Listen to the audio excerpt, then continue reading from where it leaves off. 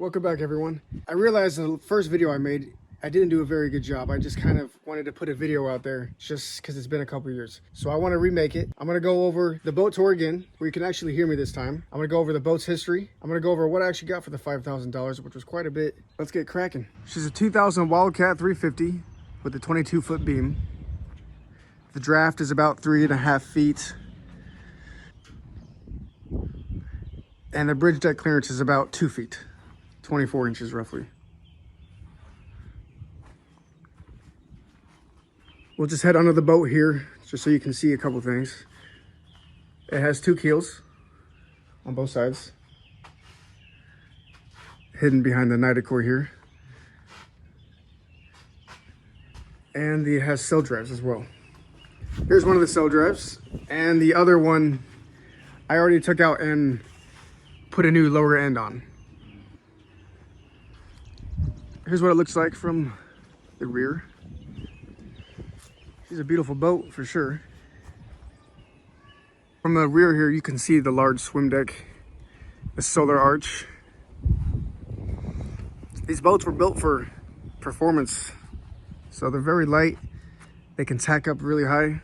I've been doing work for about a month now, so I will show the boat in its current condition, but I'll put some video of what it looked like about a month ago before I started all the boat work. Here's the swim deck. Again, very large.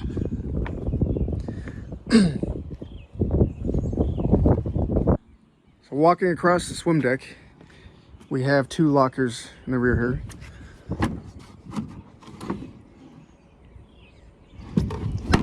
Here and here.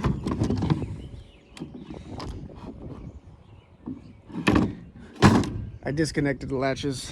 I was gonna do some work there. I'll probably keep the power and water right here. It's not a bad spot. We got one of the seats here on the port side and the same on the starboard side. And the solar arch, which the traveler actually attaches right up here for the boom. As we come into the cockpit, we have one storage opening right here. Oh. Again, I don't have the latches on, so it doesn't want to open too much.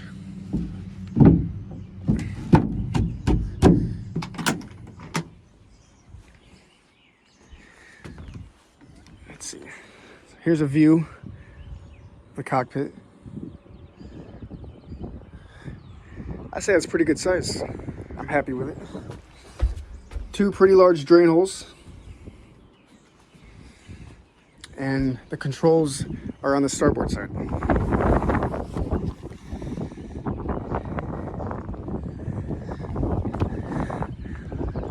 Nice viewing while sailing, for sure. So I couldn't walk on this side before, or that side. It didn't have the deck put in, so I had to put all the Niticore deck in underneath and fiberglass it. Now I can walk on it, which is really nice.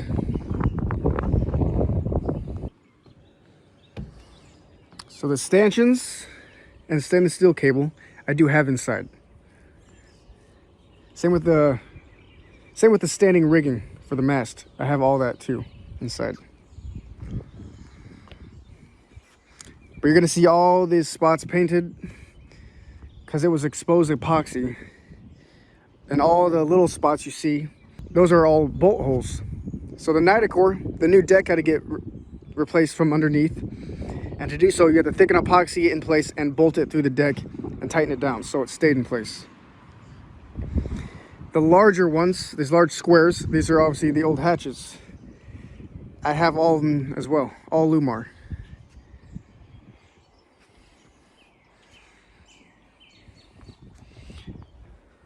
So we'll walk up to the front here.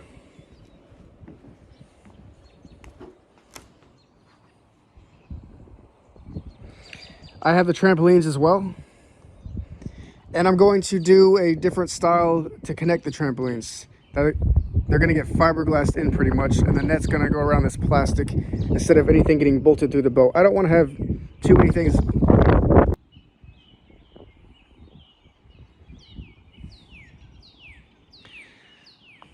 So as we walk towards the center, this is the anchor locker, which I already closed off from the inside.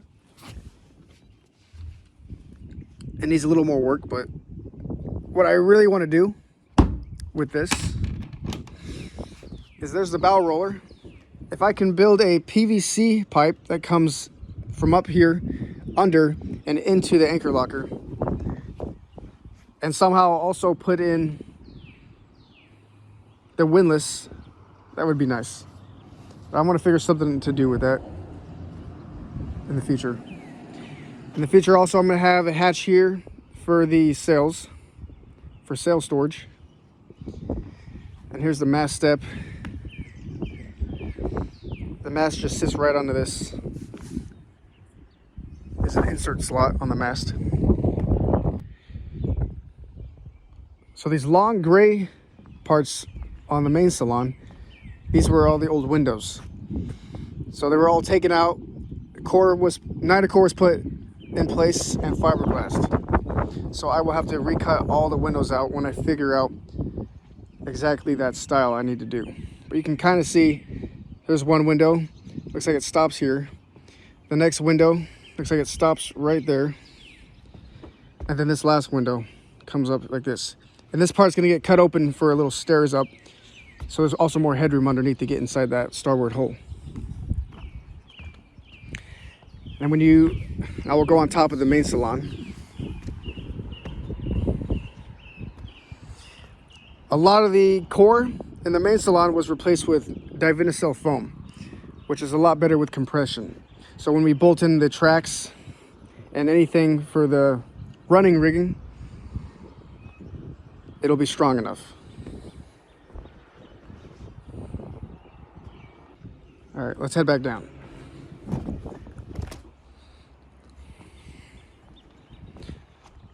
So this is what the stanchions will look like on the starboard side when they get put back in.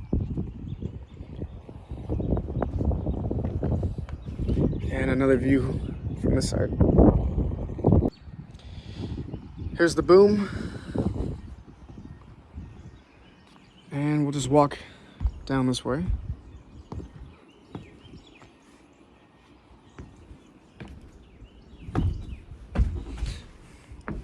Let's go check out the mast and the furling headsail that came with the boat. So this mast is a double spreader, and this thing's in amazing shape. I don't really see any corrosion on this thing at all, like anywhere. I do want to sand it down and repaint it. The rigging is very strong, and I don't see any discoloration. So I'd say this thing's in amazing shape.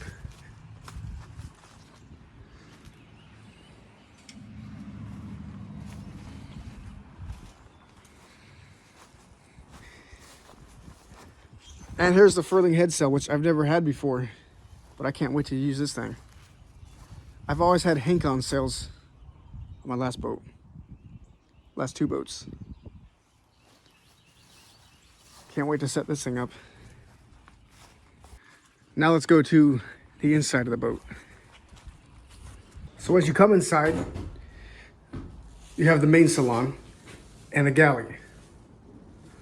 So I've done some work already. This is where the table is gonna go and the main seating. All with storage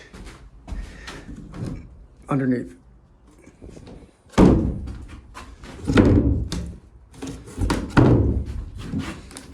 I have my diesel heater in here right now, just to store it.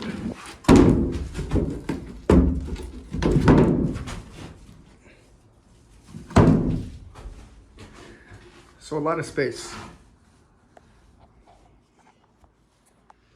Also, quite a bit of headroom. I think it's 6'8" in here.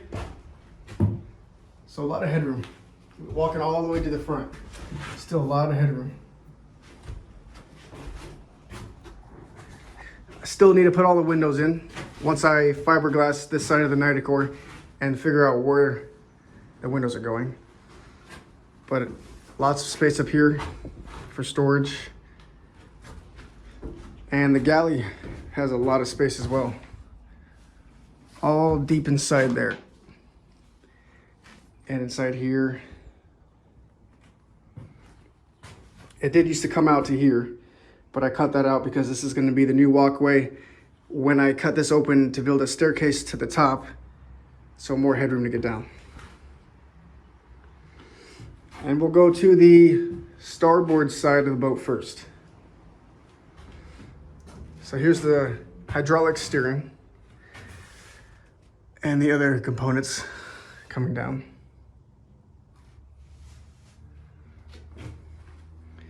So you'll walk this way, but I don't have that done yet, so we'll go into where the head is going. This is where the head's going, right here. The toilet's gonna go here. The sink's gonna go right here. I had to replace this main bulkhead. And this is the shower room. So, pretty large shower room.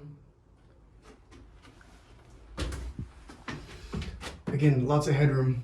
Almost 7 feet of headroom in here. There will be a wall here separating where the fridge and freezer are gonna go, which you'll be able to access from this side. And this is the engine room. I have a shower door I built that will get watertight, closed. And the engines are in great condition. Very few hours. This thing mostly just sat. But I'll build some storage compartments, a wall, and some more support going across this way for the deck. And this will be the engine room and tool storage area / workshop.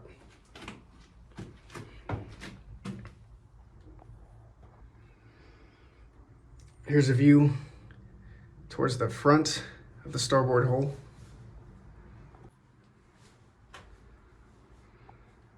So this is the bulkhead I put in, separating the head.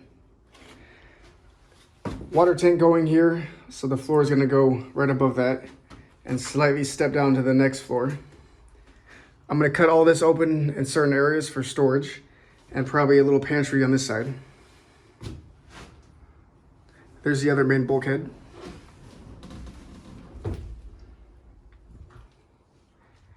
Again, the bulkheads are made out of foam and fiberglass, Divinycell. It's very strong. Here's the floor I put in up here that I still need to do lots of work on, but I just wanted something to walk on while I did all the work. So there's the other bulkhead I put in. That's the master closet for Jonah. And then I put in the anchor locker storage here. And this is the entire bed, queen size bed. Some storage under here, under the bed. A seat and a / step. Shoe storage, little bookshelf.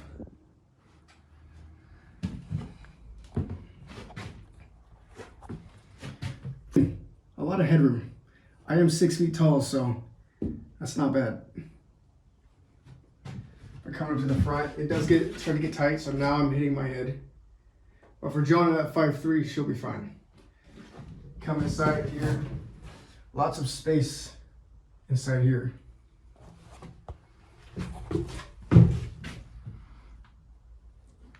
And a watertight bulkhead up front.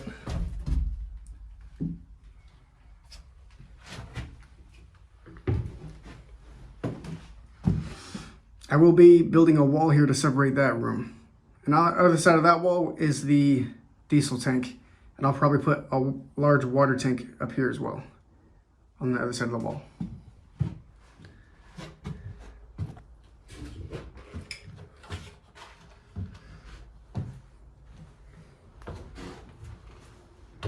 All right, let's go to the other side.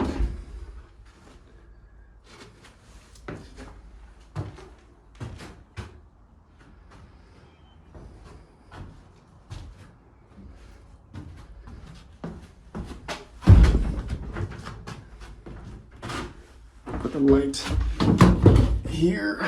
So again, coming to this side, until I put the floor in, this is how much headroom there is, over 7 feet. But once I put the water tank on this side, just like the other side, it will come up quite a bit. This side is a lot different. So we have the electrical compartment here.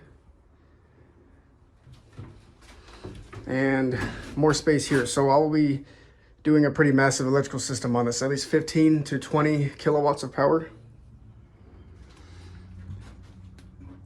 That's under the seating. And the other room. So I just put this other main bulkhead in. I still need to thicken epoxy this side and tape it all in. And again, another engine with very low hours, barely used. Again, lots of headroom. This room will be a queen size bed and not the same as the other one at all. It will be a berthing.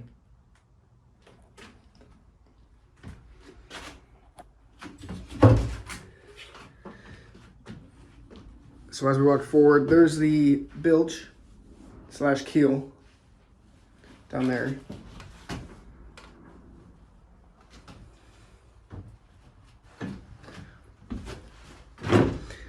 And then the forward cabin on the port side.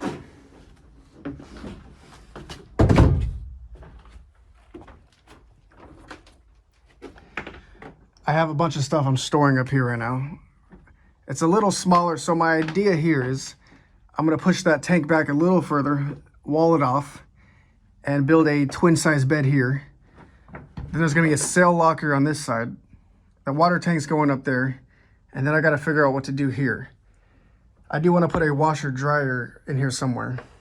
And I'm gonna build a bulkhead here and build another head up here. A wet bath, or wet head.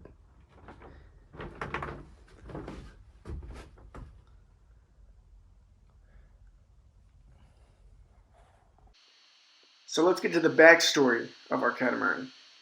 Our boat is a 2000 Wildcat 350 built in South Africa by Charter Cats and designed by Peter Dean.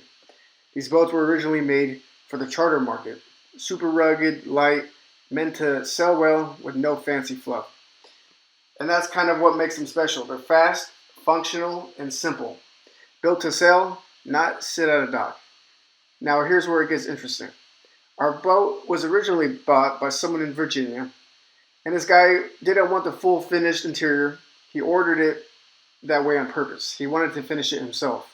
So they shipped this thing all the way across the Atlantic, straight from Cape Town, and it ended up in his backyard in Virginia. But he never got around to fixing it up. Life happened, years passed, and eventually he just put the boat in the water unfinished and left it. It sat for 20 years floating in his backyard. What's cool about these boats is they sell really well. They're about 11,000 pounds light with a beam of 22 feet and a draft around 3 feet.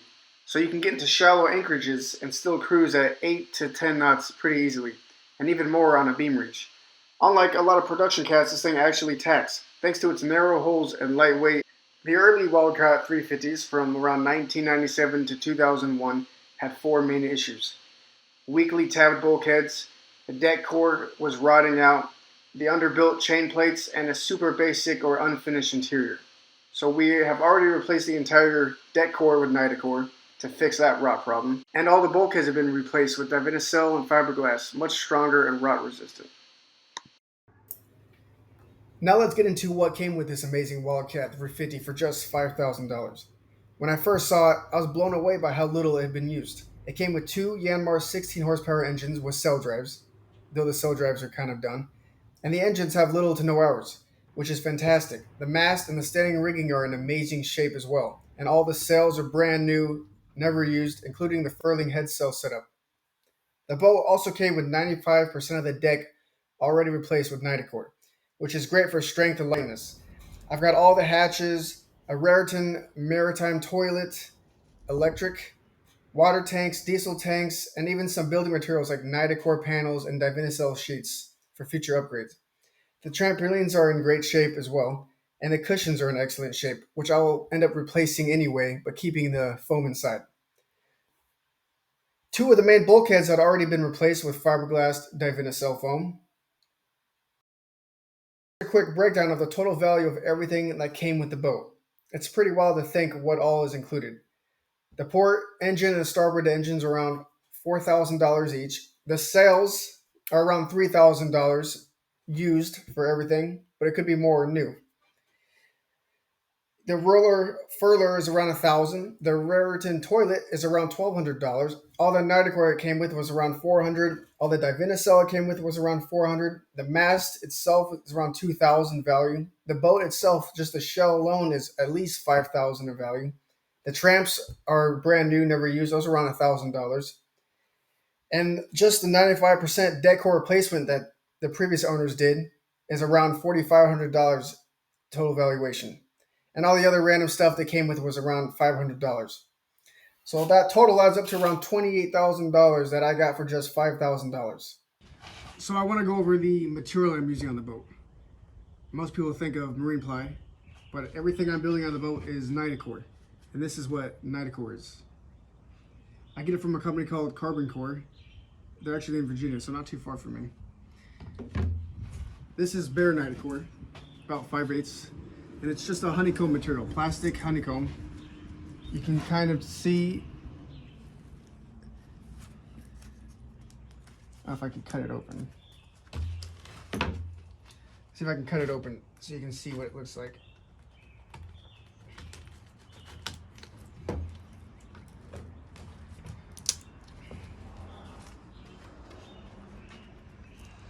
So that's the honeycomb inside. It's just that all the way through. And they make different thicknesses. This one's 5/8. That with this fabric, that soaks up epoxy very well. Very light compared to plywood, and it's even more durable as well. And it also has a little more shear strength as well. But once you fiberglass it, like this, it becomes extremely strong. So just this piece, I have a hard time bending, and it's very thin. Obviously this would be pretty easy to bend, but I can barely bend it. So this stuff is very strong. The entire boat I'm doing in the interior out of this. The entire deck of the boat was used with it, or the entire deck of the boat, this was replaced with. No, the entire deck of the boat was replaced with this stuff. So it had to be thickened epoxied on top, shoved into where the old balsa core was, and bolted through until it cured, and then fiberglassed underneath. Everything, so right here is my shower door. It's a little bit thicker Nighticor, but this thing is very strong. Even with three layers of 20-ounce biaxle that I used to create a lip, so I can put a gasket in here and close the shower door watertight from the engine room. This thing is super light. I think it probably only weighs 7-8 pounds.